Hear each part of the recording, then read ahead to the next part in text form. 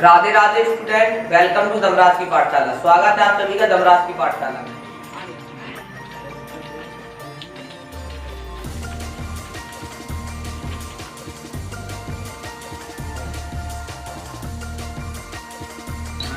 Hello hello hello hello भाई।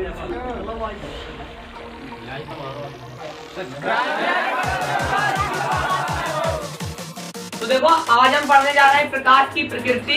जैसा कि आप सभी लोग जानते हैं कि न्यूटन नाम के जो वैज्ञानिक थे, ये 1642 ईस्वी में इन्होंने प्रकाश का कण का सिद्धांत प्रतिपादित किया। न्यूटन के अनुसार प्रकाश जो है छोटे छोटे कणों के रूप में चलता है।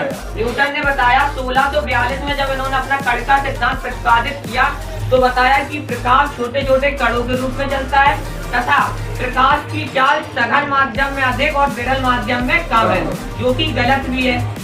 और न्यूटन ने अपने कण का सिद्धांत को लेकर प्रकाश के परावर्तन और अपवर्तन की व्याख्या कर दी। जब कुछ साल बाद वैज्ञानिक हाइगेंस आए तो हाइगेंस ने 1678 ईस्वी में प्रतिपादित किया प्रकाश का तरंग का सिद्धांत। हाइगेंस के अनुसार प्रकाश तरंग के रूप में चलता है, अर्थात तरंगाग्र के रूप में आगे की ओर बढ़ता है। हाइगेंस ने बताया कि प्रकाश की जो चाल है विरल माध्यम में अधिक और सघन माध्यम में कम है, जो कि यथार्थ तथ्य है। इस बात से वैज्ञानिक न्यूटन और हाइगेंस के बीच जबरदस्त टक्कर हुई और अब हाइगेंस ने क्या किया, क्योंकि आप जानते हैं कि न्यूटन ने अपने कण का सिद्धांत से प्रकाश के अपवर्तन और परावर्तन की व्याख्या कर दी थी। इस बात से हाइगेंस ने क्या किया कि हाइगेंस ने मैथमेटिकली अर्थात गणितीय रूप से अपने तरंग का सिद्धांत को लेकर प्रकाश के परावर्तन और अपवर्तन की व्याख्या कर दी। जैसे इन्होंने परावर्तन और अपवर्तन की व्याख्या की गणितीय रूप से, तो और इन्हीं के तरंग का सिद्धांत को लेकर वैज्ञानिक यंग ने व्यतिकरण की व्याख्या कर दी, जबकि वैज्ञानिक फ्रेजनल ने हाइगेंस के तरंग का सिद्धांत को लेकर विवर्तन की व्याख्या कर दी। क्योंकि आप जानते हैं न्यूटन का कण का सिद्धांत केवल परावर्तन और अपवर्तन की व्याख्या कर सका था, विवर्तन और व्यतिकरण की नहीं। अर्थात इसी वक्त जैसे ही हाइगेंस ने अपना द्वितीय तरंगा का सिद्धांत दिया और इससे परावर्तन और अपवर्तन की गणितीय रूप से व्याख्या की और इनके हाइगेंस के तरंग का सिद्धांत को लेकर ही किसने वैज्ञानिक फ्रेजनल ने विवर्तन तथा वैज्ञानिक यंग ने व्यतिकरण की व्याख्या की। इस बात से न्यूटन का जो कण का सिद्धांत था हमेशा के लिए धरातल पे चला गया, यानी लोगों ने उसे अमान्य घोषित कर दिया। अब केवल हमें नॉर्मली पढ़ना है कि न्यूटन के अनुसार प्रकाश कण के रूप में चलता है। अब आप सोच रहे हो कि न्यूटन ने गलती की तो हाइगेंस ने भी की होगी, बिल्कुल सही बात है। हाइगेंस ने सर्वव्यापी ईथर की परिकल्पना की, सर्वव्यापी माध्यम ईथर की। हाइगेंस के अनुसार ईथर एक क्षारहीन गैस है जो हर जगह उपस्थित है, ये निर्वात में भी उपस्थित रह सकती है। हाइगेंस ने बताया कि प्रकाश केवल ईथर के माध्यम से चल रहा है, ये एक इनकी गलती थी। और हाइगेंस ने अपने तरंग का सिद्धांत से प्रकाश के ध्रुवण और प्रकाश वैद्युत प्रभाव की व्याख्या नहीं कर पाई। तो ये इनकी असफलताएं कौन, ध्रुवण और प्रकाश वैद्युत प्रभाव। और गलती क्या है इनकी, सर्वव्यापी ईथर की परिकल्पना। समझे? ठीक है।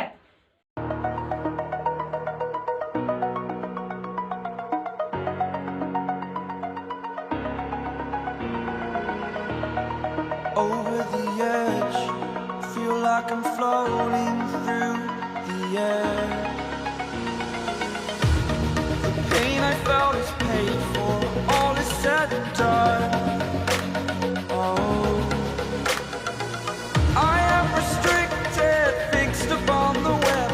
I need to kick the habit that my mind is breathing in. Break out, I've got to see. Spent all my life holding all of it closely.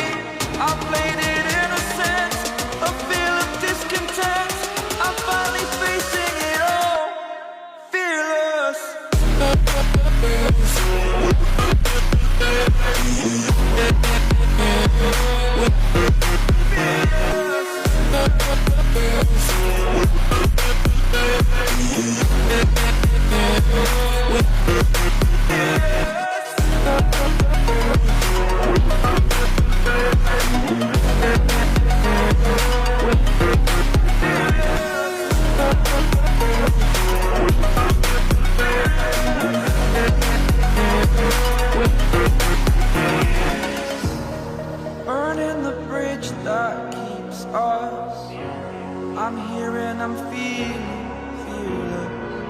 exaggerated, that's what you assume. The story's over now, I must conclude. x बराबर p और y बराबर q, यहाँ पर हो जाएगा 3p plus k equal to 9 और उस अगला समीकरण है वो हो जाएगा 9p प्लस k होल से इक्वल टू 20 बराबर है। तो आपने थर्ड समीकरण में पूरा मल्टीप्लाई किया तो आपका जैसे मल्टीप्लाई हुआ तो यहाँ पर आया 6p plus k whole cube, ठीक है। इसी प्रकार आपने इसे सॉल्व कर लिया, आपके आंसर आ गया p और q के पदों में। क्योंकि आपने p बराबर x माना था और y बराबर q, तो आपका p का मान भी हो गया 1 और y का मान भी हो गया 1। क्यों? क्योंकि जब p का मान 1 है तो x का मान 1 होगा और q का मान यदि 3 है तो y का मान क्या होगा 3। क्लियर?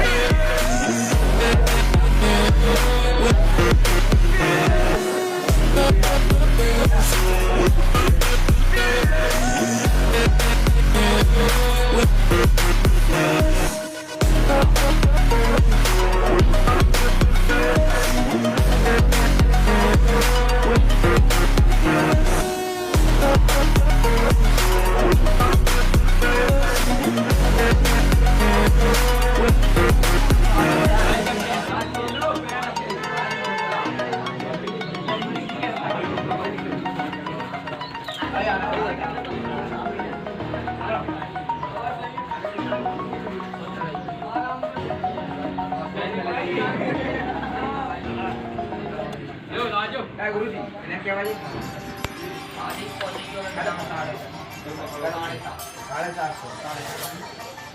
Hello guys,